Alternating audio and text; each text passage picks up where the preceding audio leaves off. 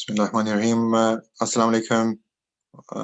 Thank you for joining class 2 in the Islamic Theology class, inshallah. Maulana Raza Rizvi is, I believe, just joining. And we are live on YouTube for this session as well. Alhamdulillah, over 80 students have enrolled so far. And I hope everyone who has joined has already received an email at least once. Apologies for those who received it the first time as well. You've received another copy of the same one, but that was done just in case you may have missed it. And inshallah, this, like last session, this will be 1 hour long approximately. And Maulana Raza Rizvi has informed that in this class we'll be looking at from the book in the PDF version. This is lesson 3 and 4. So throughout the session we will be doing a bit of screen share as well. But you should have the PDF.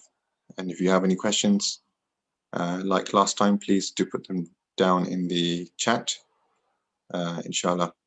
And there will be a chance to basically raise your hands or speak up at the end of the session.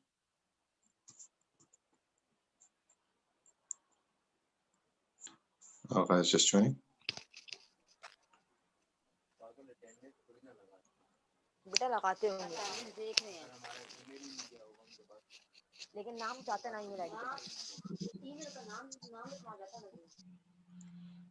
Can you all go on mute, please?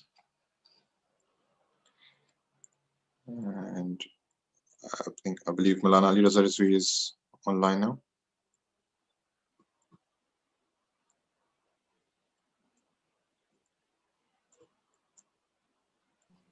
Assalamu alaikum, I'm present. Wa alaikum assalam.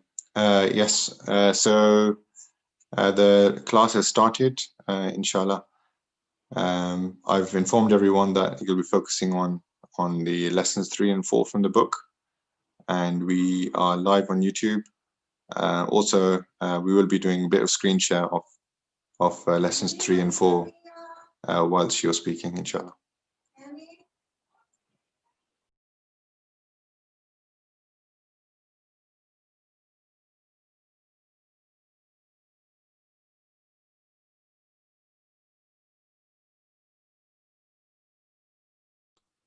Are you able to turn your video on?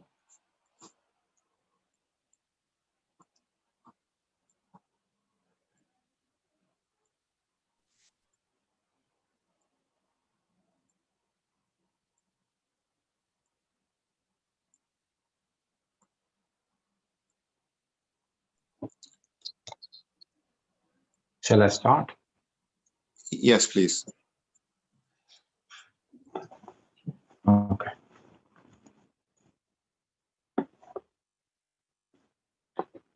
أعوذ بالله من الشيطان الرجيم. بسم الله الرحمن الرحيم.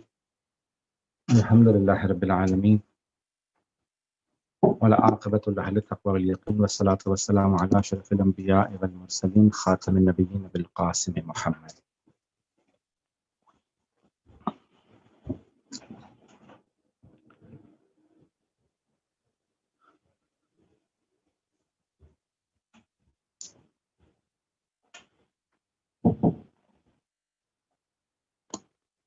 وآله الطيبين الطاهرين المعصومين لا سيما بقية الله كل رذين روحي وأرواح العالمين على تراب مقدمه الفدا.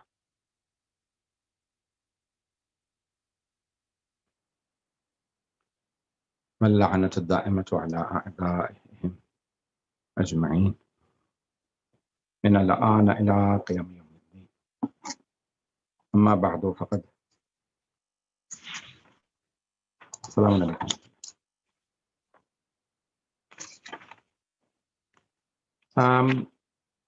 Last week in lesson 2 we finished at the point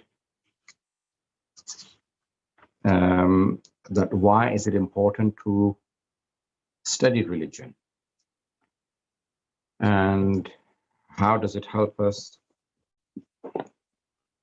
in our lives and in the hereafter, or in our lives, in this life.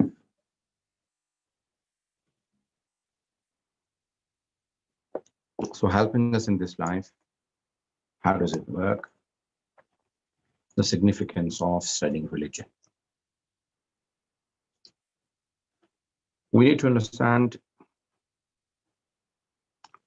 a few preliminaries today, inshallah, before I can explain the whole lesson, to understand why we need to truly understand religion, why do we need to have the worldview or the ideology, the correct worldview and the correct ideology. So we need to understand that. And with correct worldview and correct ideology, there may be salvation for us in the hereafter, but even in this world, it is extremely important that we understand. So Atullah Misbah Yazdi, who is quite ill at the moment, in Qom, in his house, he says 3 preliminaries that we need to understand. Number 1, that man or human beings existentially pursues perfection.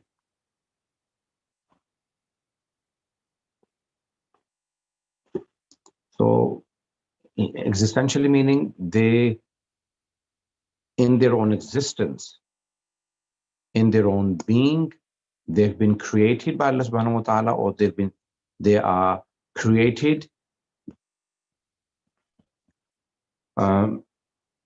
to pursue perfection, kamal. So they basically pursue perfection. Perfection is kamal. So when we say that they pursue perfection, they want to achieve, they want to attain perfection. And I'll explain it. So that's the first preliminary. Second preliminary is that human perfection is achieved in the light of active free will, okay, which arises from the command of the intellect. Yes, so the intellect leads us to, through free will, to achieve perfection. So that's our second preliminary. And the third preliminary we need to understand is that the practical rules of the intellect take form under the light of understanding speculative realities.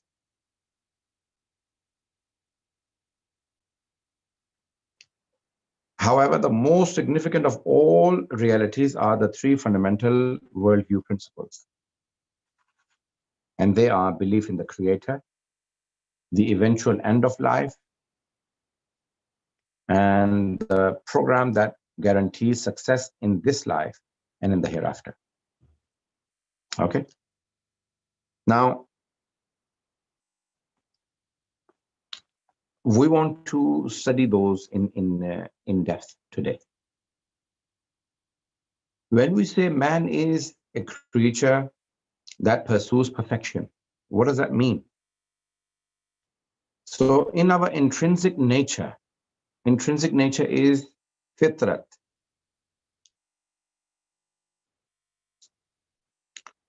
In our fitrat, we our intrinsic nature, we want perfection.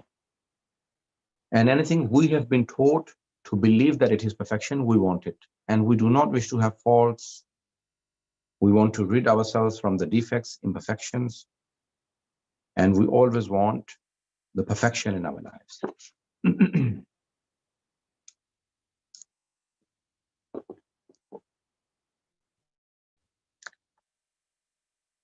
Now, sometimes we are told that something is perfection and it may not be perfection. So if we learn the true ideology or the true worldview, we will learn the real perfections and we will aim for those real perfections. We would want to achieve those real perfections.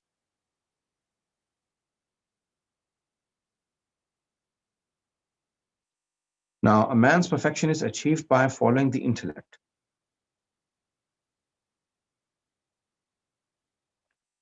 Sometimes, just before that, very briefly, I want to explain.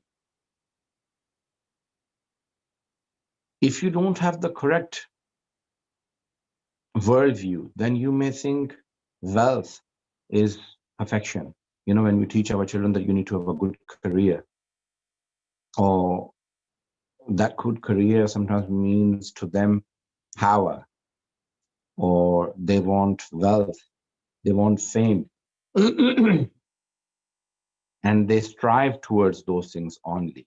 They do not think about pleasing God or being a person who has values in life. So it is very important that we have the correct worldview and we have the correct ideology. And for that, the human perfection that we've been created for, we need to understand what is that human perfection.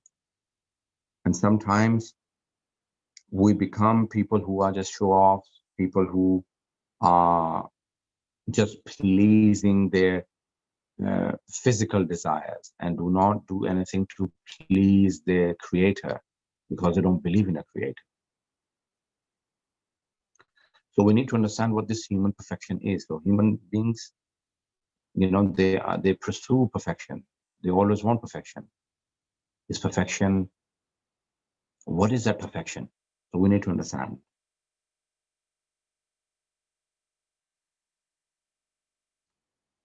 Now, Rabbi Misbah Yazi explains a man's perfection is achieved by following the intellect. So you have the perfection of plants. A seed, you place it in the ground and it becomes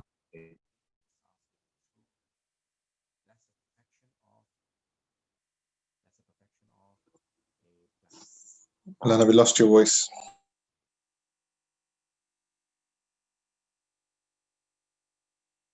Can you all hear me? Yes, back now.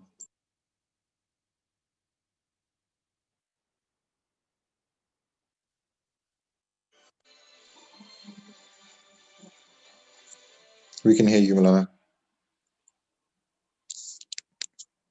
Sorry, I basically go on. I use my phone to go on to Zoom and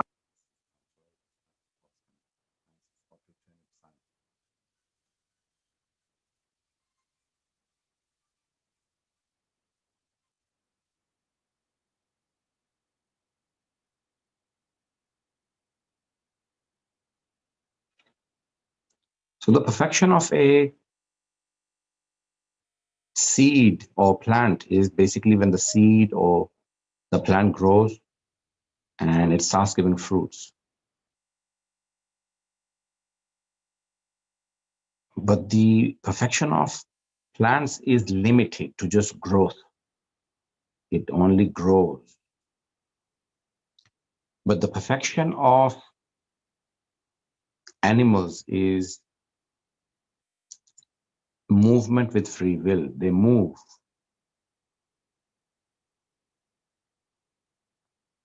And when they move, they can make decisions of where to move, what to eat, where to live, animals and birds. However, the animals do not have shu'ur. They don't have intellect. So they do everything, it's mechanism,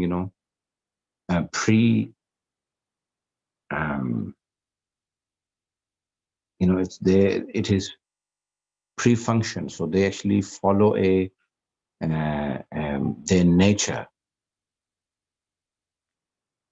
They don't have the free will with intellect. Human beings have the free will and they have intellect. Now that you understand that this is basic. This is, quite easy to understand that we have perfection, we pursue perfection, and then we have free will, and then we have intellect. Now, the human perfection is through intellect and through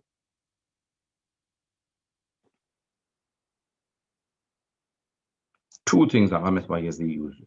He says that the desires arising from his intrinsic nature that are not limited to the physical needs. So they're not limited to physical needs. And secondly, the power of intellect by which man can expand his realm of knowledge infinitely. So human beings have unlimited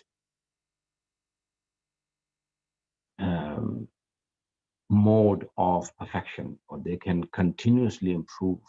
For example, the Holy Quran says, "Ittaqullah haqqa tuqatih." Fear Allah subhanahu wa ta'ala, or be self-conscious and the way it deserves to be, as perfectly as you can. So there is no limit to improvement in human beings.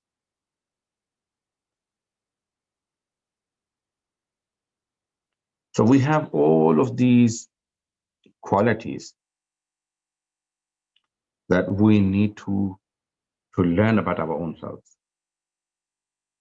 This intellect is unlimited. Imam Ali says that every utensil gets filled with what is poured in it. When you start pouring things into a utensil, it gets filled. Illa dha'a al-ilm, except for the utensil of knowledge. فَإِنَّهُ يَتَّسَعُ بِمَا جُعِلَ فِيهِ. It expands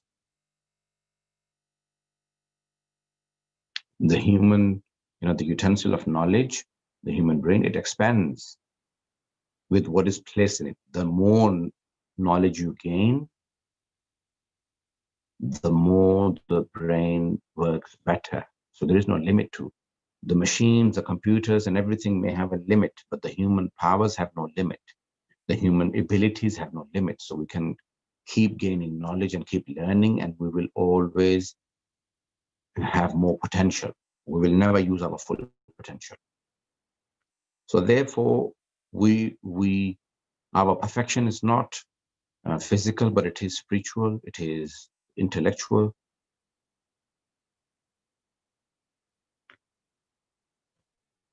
So based on the above, we can deduce that human behavior is firmly established on the quality of free will, which evolves from special desires that are selected and approved by the intellect.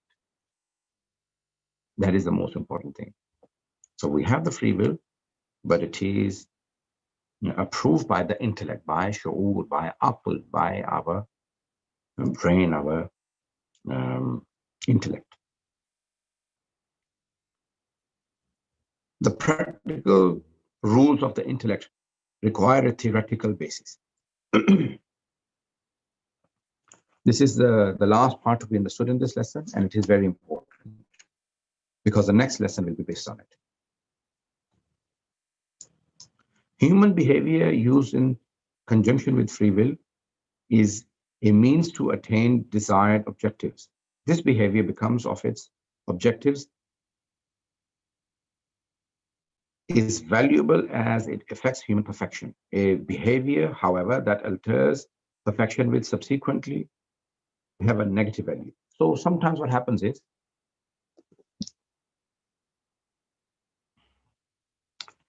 whatever we are told or taught and learn to be perfection, if it is negative, then we will have a negative impact.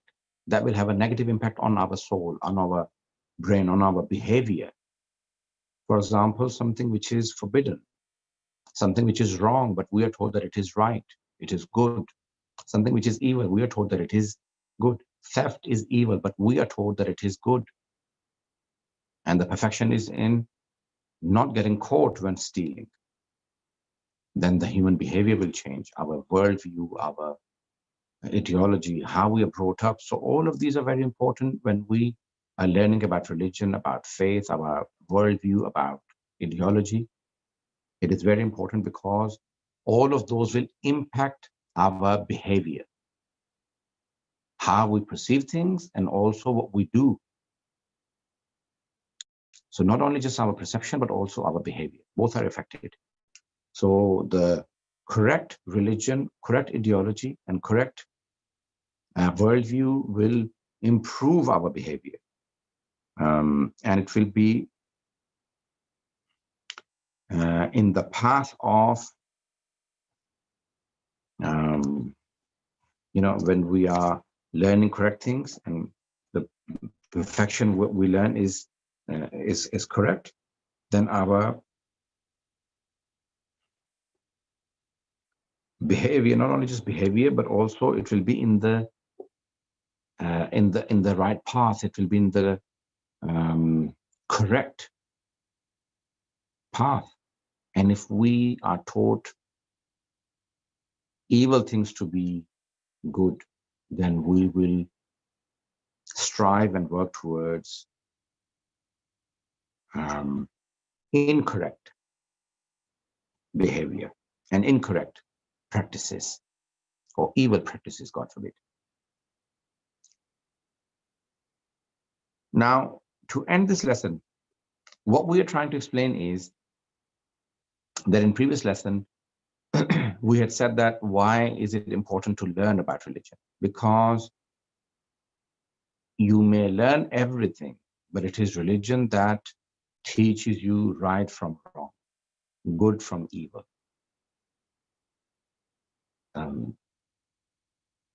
The correct from wrong, all of those things are taught to you by religion, by your ideology, or by your worldview. And there are many, many human beings in this world who do not have the correct religion or who do not have the correct worldview, and they result into doing certain things or certain acts, certain behaviors, which are anti-religion, which are against the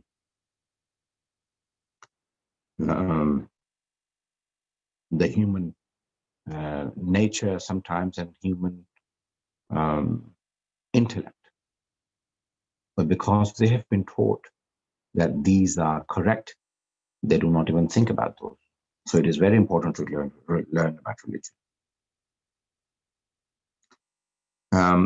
So as a result, we can say that human beings, they want perfection. And human perfection is intellectual based. It is not physical. It is not merely physical, I should say. So, but it is more intellectual.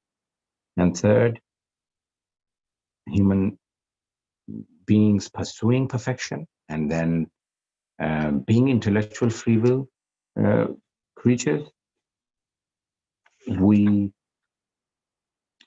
want rules and regulations that lead us to think and understand and truly understand our Creator, our life after death, and our life in this world, how to live this life. That's the summary. And for that, basically, we need religion. For that, we need worldview that guides us to believing in the right creator, the true image of the hereafter, and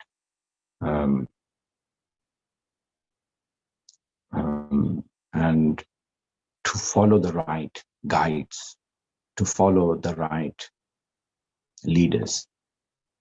The Holy Quran says that many times people, when they ignore their leaders and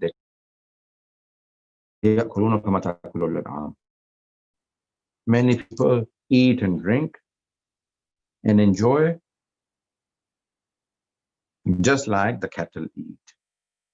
So the animals also eat and enjoy. Many people just eat anything and everything and enjoy it. Their life is not worth anything more than the animalistic life. In another surah, I think Surah Hijr, Allah subhanahu wa ta'ala says, ذَرْهُمْ يَأْكُلُوا وَيَتَمَتَّعُوا وَيُلْهِهِمُ الْأَمَلُ فَسَوْفَ يَعْلَمُونَ. Leave them, allow them to eat and drink.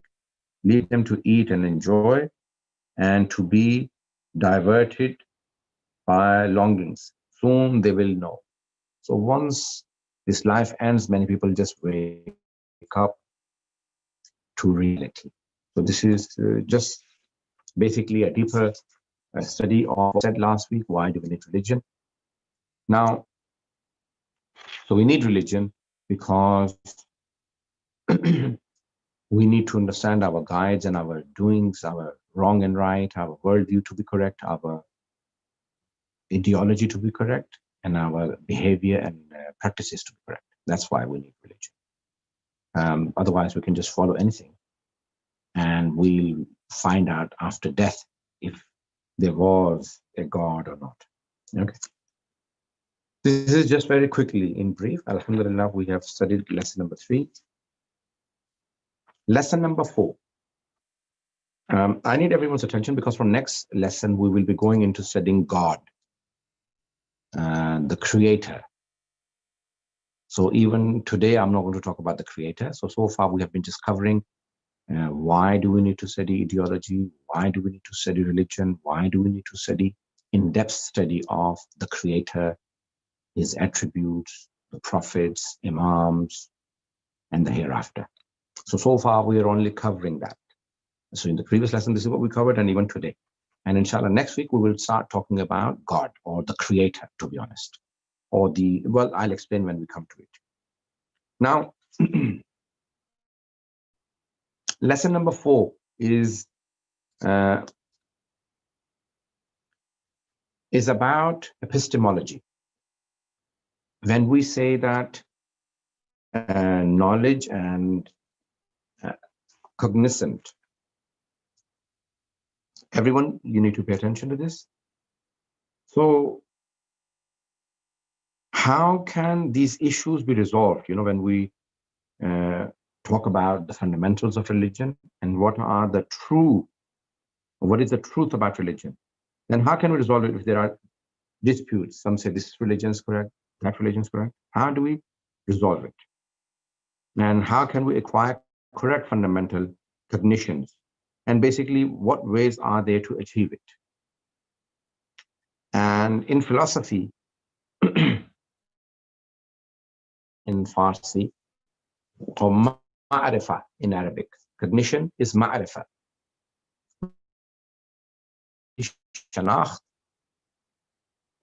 This epistemology. Epistemology is the theory of knowledge with regards to its methods, validity, and scope, and the distinction between justified belief and opinion. So justified belief and opinion is what is studied in epistemology. So the different cognitions or the ma'rifats, ma'rifat al-Rabb, you know, cognition of Lord, our creator, Khaliq, ma'rifat vilayat, you know, the Nabi and Imam, and ma'rifat akhirat, you know, the cognition of the hereafter, the death, ma'rifat al-nafs, you know, cognition of shanakht al-nafs, ma'rifat al-nafs. All of these are basically studied in epistemology, and then it's a very deep study, but obviously it is out of our topic. So we cannot go into epistemology in depth because it's a topic of philosophy. But what concerns us is the different types of epistemology. And then we will choose which of the epistemology type is relevant to us. I hope I have not lost any people so far. Okay.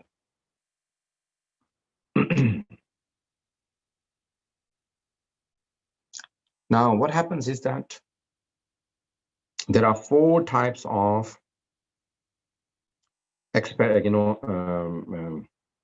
epistemology. Man's understanding can be divided into 4 parts. Man's understanding, the human understanding of it. So different ma'rifat, different shanakh, different, understandings. Experimental cognition, which is known to be shanakh tajrubi or amali, experimental. Things which are where we can experiment things. We can bring them into laboratory, and they are perceived through our senses.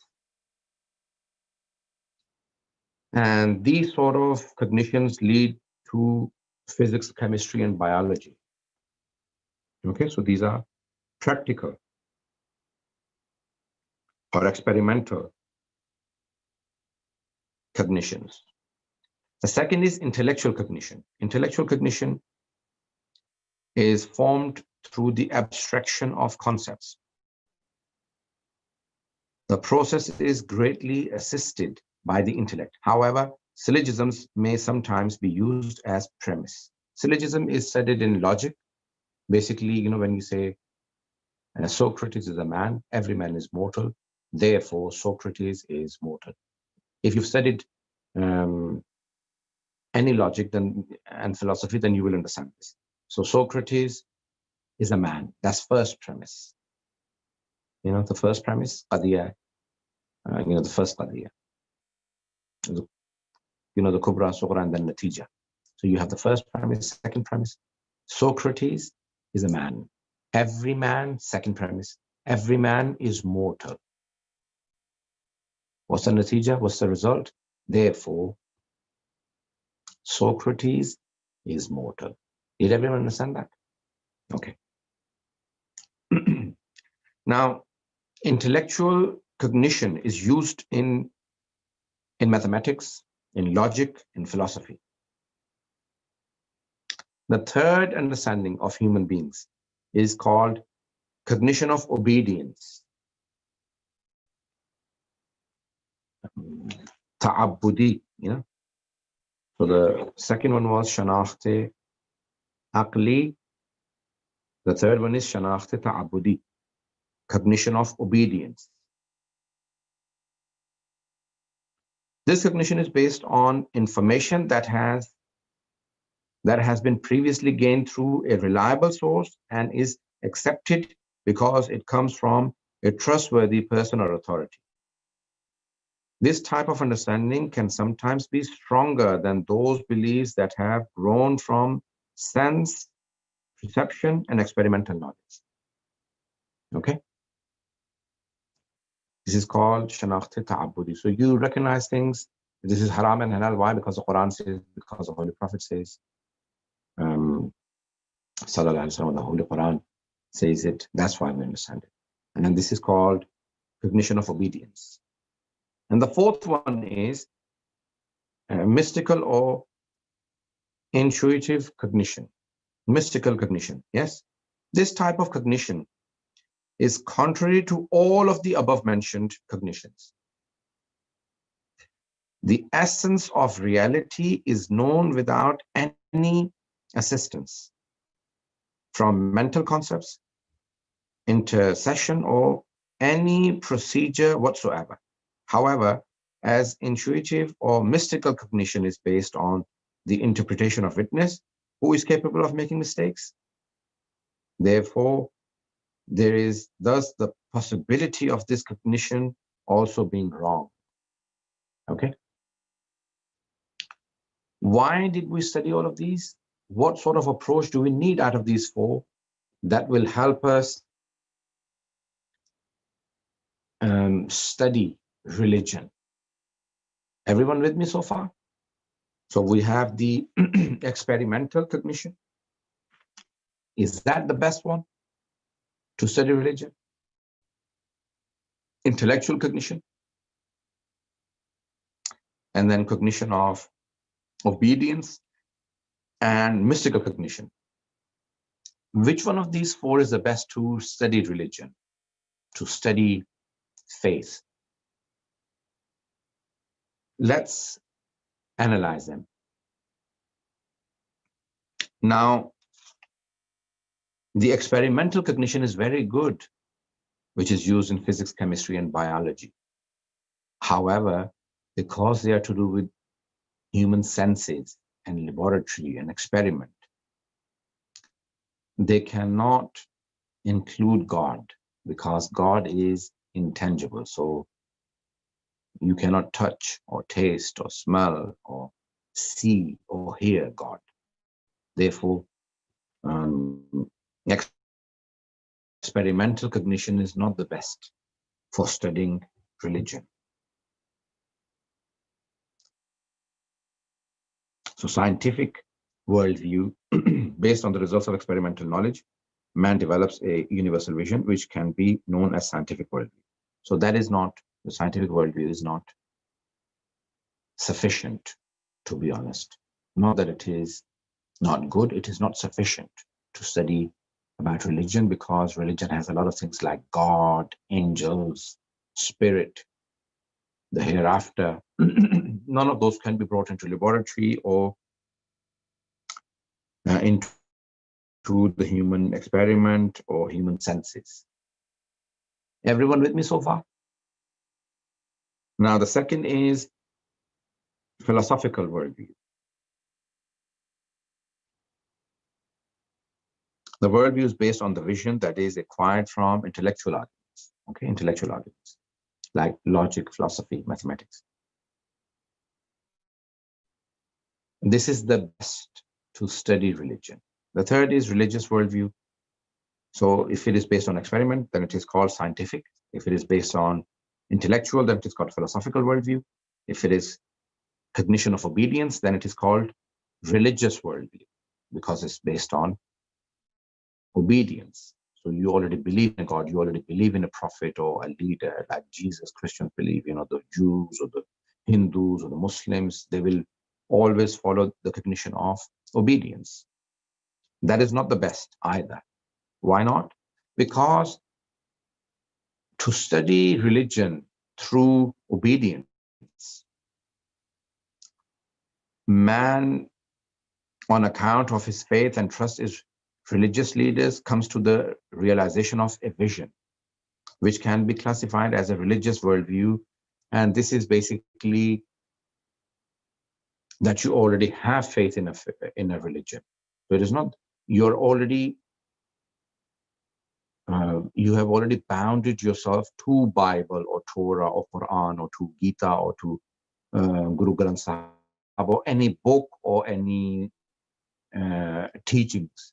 So a religious worldview is not the best to study religion freely. Although once you have convinced and proven to yourself through philosophical worldview that this is a perfect religion, then it is the best way to follow it. Once you have proven that yes, there is a God, Quran is the word of God, Muhammad Sallallahu Alaihi Wasallam is the messenger of God, Imam Ali is the wali of God, then it is wajib to follow and obey the, follow, the worldview, the religious worldview. Okay. The fourth one is mystical worldview, which is known to be Gnostic worldview. Yes, the fourth one was mystical cognition. Yes, mystical cognition is called Gnostic worldview.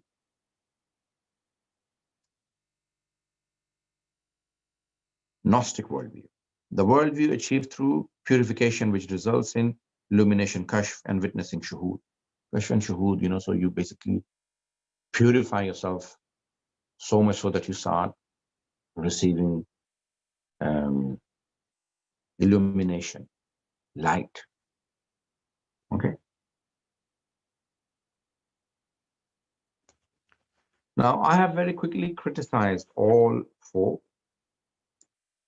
Well, and the first, let me just quickly go through it. Now, criticism and research. Experimental cognition is limited to the realm of matter. Yes. And therefore, it is not perfect for religion. We've already explained that. And ta'abbudi, we explained that because you already believe in that religion. So you will always be submitted. You will always take that faith to be correct. So you need to rid yourself of your faith for a minute to study religion freely, and then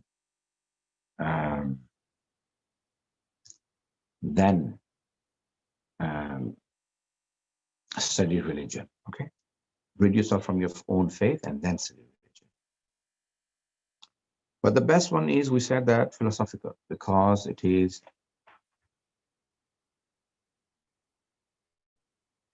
intellectual cognition and philosophical worldview. That's the perfect.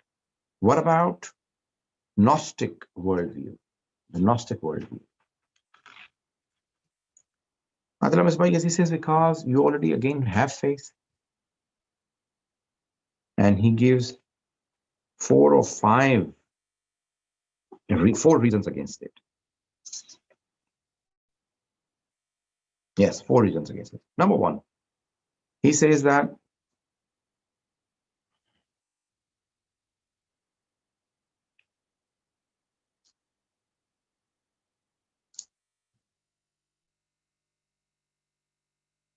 when we say Gnostic worldview, it is through practices.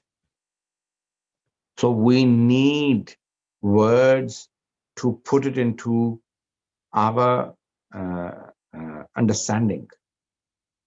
So the people who say that, okay, I'll explain to you, I have witnessed God, and there are 2 gods or 3 gods.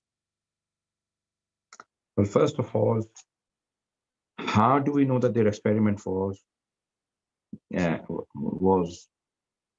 not a mistake? So he says a number of criticisms. Number 1, have they made a mistake? Was their experiment from Shaitan or from God? Did they really witness something? And if they did witness something from God, do they have the words to put it into good words? So they need a lot of education to be able to explain their experience through words. And he says also that the people who say that they experience are under the influence of imagination and explanation that a mind would give, even for the person witnessing, and could be inaccurate.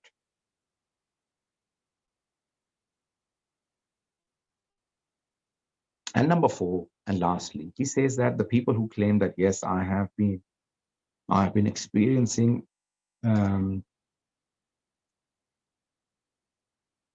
spiritual cognitions to get to God, they already believe, and that's when they do Sayr-u-Suluk, that's when they do a lot of ibadat or worship, and they start to believe, for example, as Buddhists or Hindus or Muslims, as Sufis or whatever.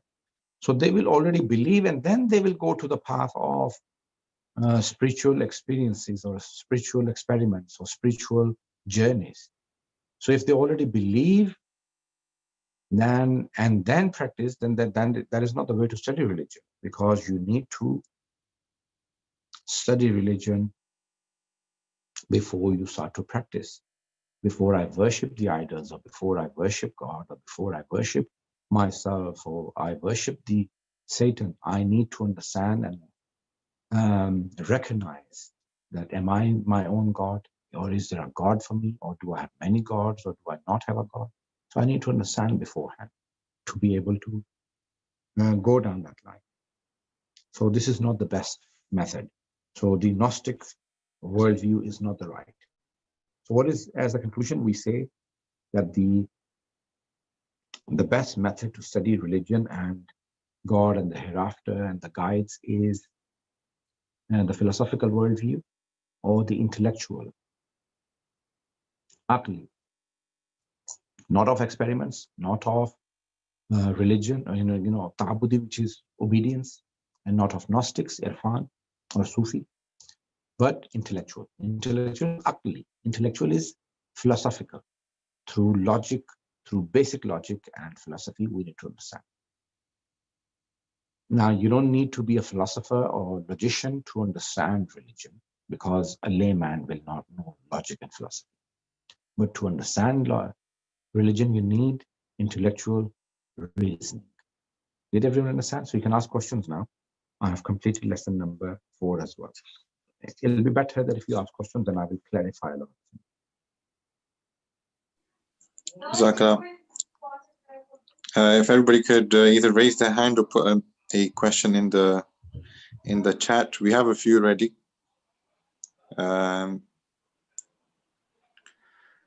Question by Brother Zamin. Yeah, so he has said that the book says that it is possible to achieve perfection.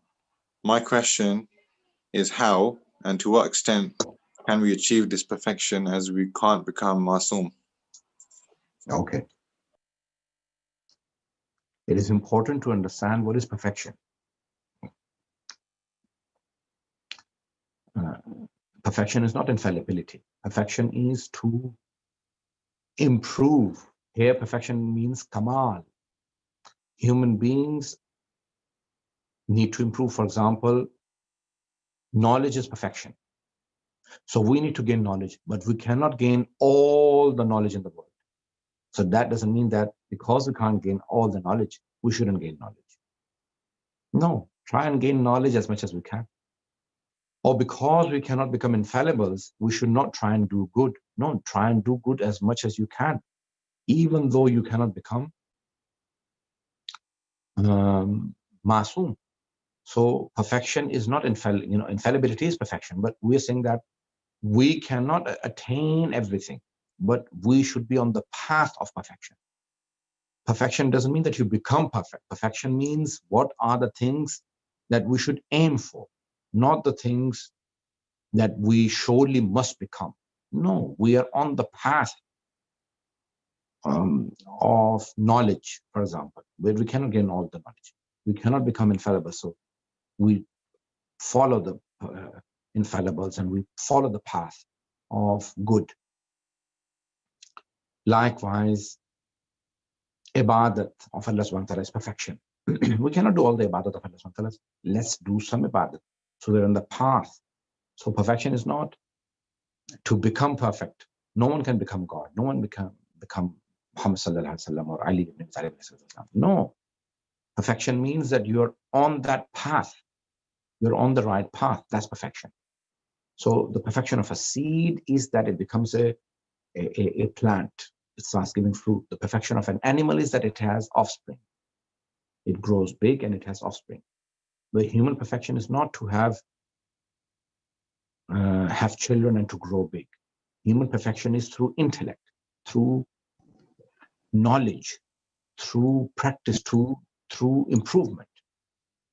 Do you understand now? There's another question. I'll just paraphrase it. It's regarding philosophical view. Is it required to have the philosophical view to study all parts of religion or just certain aspects of it? When we say philosophical, it doesn't mean philosophy. Philosophical means reason. When you say, what's the philosophy of wearing glasses? Meaning to see things better.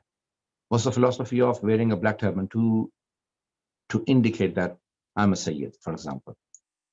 So when we say the philosophy behind something, means reasoning. Okay? So what we are saying is that when we need to study religion from philosophical point of view, meaning we need to study religion from reasoning. So we need to reason all parts of religion through reason, according to the Fiqh Jafari.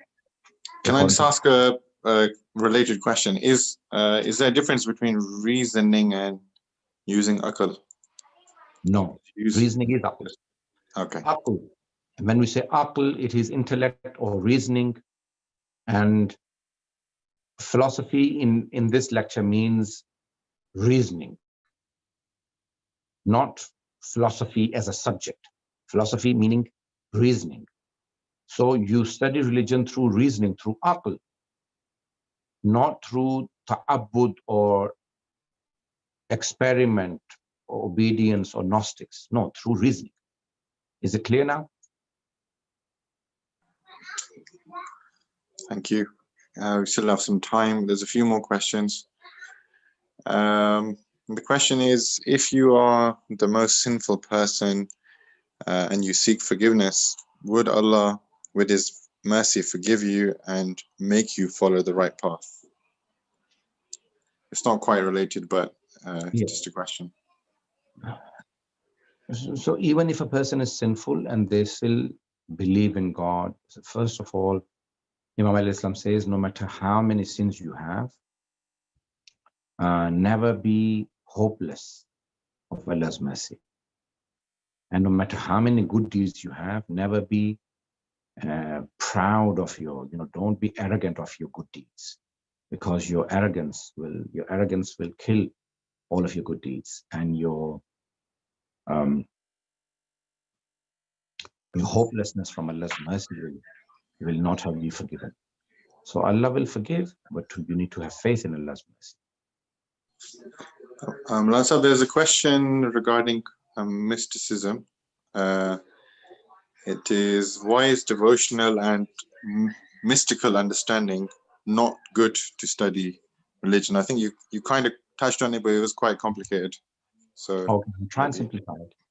We are not saying that it is not good, but we are saying that it is not the right approach for a layman or an ordinary person. Because number one, when we say that Gnostics, then you already have belief. Because it is to do with shuhud. There is no reasoning. It is all to do with, for example, oh God, fill my heart with belief. Let me tell you a story. It can be, but it is not ideal. That's what we are trying to say. We are saying that it is not ideal. There was a person, he says that a convert, a revert, he says that I went to a debate about God. And one side was saying that there is a God, God exists, and the other one was saying that God doesn't exist. So he said that, the debate went on and on for over 2 hours. And I listened to both of them, and they both claimed that they had won. So he said, I realized that I'm still confused. I have not learned that there is God, and I have not learned that there is no God. So what do I do? So it was early evening, and the sun was setting. He said, I went to a park, and I sat down, and I started crying, and I said, oh God, if you really exist, I want to believe in you. Please guide me. And if you don't exist, then fine. I don't want to waste my time in following a religion. So he said, I started speaking to myself, and suddenly I started crying, and I said, if you really exist, then I want to believe in you. And he said, suddenly I felt that my heart was filled with faith, filled with iman, and I felt the presence of God, that yes, God exists. This is Irfan. He experienced it. He learned about God through, but can we use that for everyone? Is that so we are not saying that it doesn't exist and it is not good. We're saying that what is the right approach for that applies to everyone, that everyone can use? Can we use experimental cognition for everyone? No. Can we use obedience cognition for everyone? No. Can we use Gnostic cognition for everyone? No. So the worldview, Gnostic worldview, religious worldview, and scientific worldview are not for everyone. We're not saying that they're not for anyone. We're saying they're not for everyone. I hope you understand the difference between them now. So they may be for some people, but they're not for everyone. But something which is for everyone, well, almost everyone, is the philosophical worldview, or the reasoning, or the intellectual worldview. So the worldview that everyone can use their aql and get to God. But if you say Gnostics, how many people are going to have, irfani or mystical reasoning to get to God? How many people are going to have scientific reasoning to get to God? How many people are going to have a religious or ta'abudi reasoning to get to God? Not everyone. So many people are born Christians, so they will say, I'm fine with Christianity and I'm going to continue to believe it. For them, it's ta'abudi. They were born in Christian household. For people who are born Muslim, they want to continue. But if they wanted to study religion, what is the best approach? Philosophical worldview is the best, which is called reasoning or intellectual cognition. Intellectual cognition, or shanakhte aqli. Shanakhte aqli, ma'rifate aqli. Ma'rifate aqli is the best. Not ma'rifate ta'budi, not ma'rifate irfani or shuhudi, and not ma'rifate tajrubi, experimental. Now do you all understand better? I think so. Okay. Some of the comments are thank you. So it looks like it's working. There's another question. It is related to the same point, really. Brother Sayyid Abbas has said, is being irfani also fall under the same category of mystic? Yeah, I think there's a bit of a confusion on what is Gnostic, this whole Gnostic thing compared to Irfani, Sufi. What is the whole? Okay. Mystic or Gnostic or Irfani or Tasawwuf are similar, if not the same. They're all similar. Tasawwuf is mainly said by our Sunni brothers, and Irfan is a word used by the Shias, and Gnostics or mysticism, these are the words used in English. Mysticism is basically general, and Gnostics are a bit, Irfan. So it is a bit narrow. Now, they're all the same, which means that it is not scientific, meaning it is not tajrubi, it is not from laboratory, it is not from intellect, it is not from religion, but it is your personal shuhud, your personal experiences, your personal ibadah that leads you to God, which is not denied, but which is not for everyone. It is for people who do a lot of ibadat, and it leads, like Atala Bahjat, for example, Arif, he was an Arif. But Marhum Atala Bahjat, for example, they are so pure and clean that Allah guides them into their own heart. But that doesn't happen for everyone, and not everyone can use that sort of reasoning to say that, yes, I believe in Imam Zamana because my heart tells me. Yeah. Some people are going to start laughing at you. Oh, because your heart tells you, you want us to believe in your Imam? You need to convince them through intellect. So we say that the best reasoning to study religion is philosophical, is reasoning, is aqli, not irfani. Irfani is for only people who have pure hearts that Allah will place guidance into their hearts. Does everyone understand that now? I think that really helps. Can I ask one question Yes. before? Yes. Okay. So if we're using our aql and reasoning to understand the worldview, is that only up to the extent of believing in the existence of a God, and then after that you should really, obviously using your intellect, use the sources of Islam, i.e. the Quran and Hadith, and the understanding of that? Or should you rely more upon your own akal than the sources? Okay, we will use sources, but we can study all the way up to Qiyamah. And after that, after death, everything through akal, through intellect, through reasoning. We can prove, the existence of God. We can prove the attributes of God, His knowledge, His unlimited knowledge, meaning ilm, His alim, His omniscience, everything through intellect, through akal, through reasoning. Even adl, through reasoning. Even prophethood, through reasoning. Even infallibility, through reasoning. Even imamat, through reasoning. Even the qualities of an imam, through reasoning. Even the day of judgment, through reasoning. Everything we can prove through reasoning in the Shia world. Yes, we will have ayat from the Holy Quran and hadith that give us more depth. But it doesn't limit us to prove our faith through reasoning. And what if, just a connections thing, because obviously not everybody's at the same level. So when somebody uses the akal, they may not think that a particular source is right, but it may be a right source because we're not academically that advanced to understand the whole, Islamic sciences.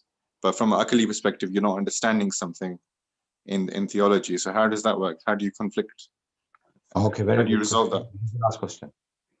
Sometimes when, for example, when Quran or Hadith says something's very deep, because Quran and Hadith are not just for me and you, they are for everyone. And then sometimes the Holy Quran, Allah subhanahu wa ta'ala and the Holy Prophet and the Imams want to give something very deep.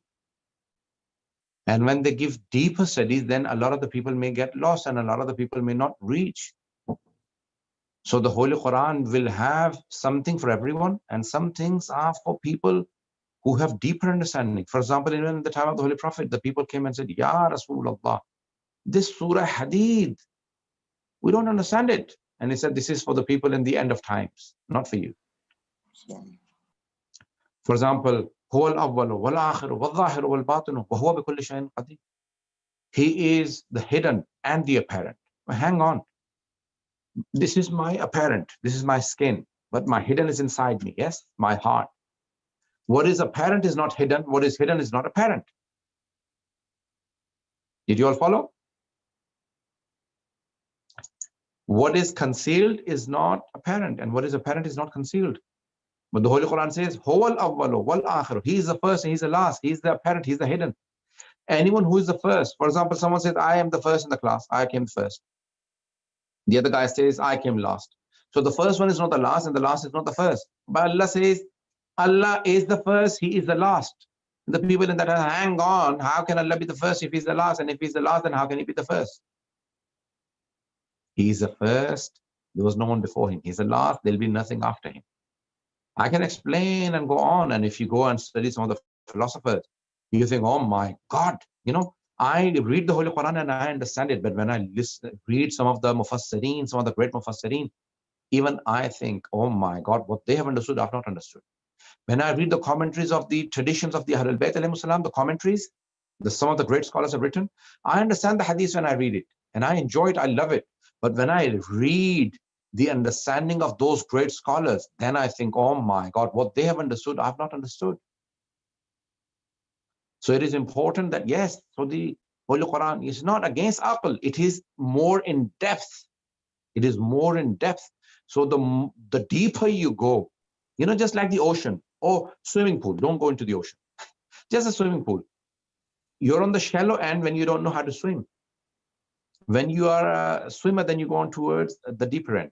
And when you are a very good swimmer, then you go to the deepest side. When you go to the oceans, even if you know how to swim, then you don't still go to the right because the waves are so big. So the deeper you can only go when you are equipped.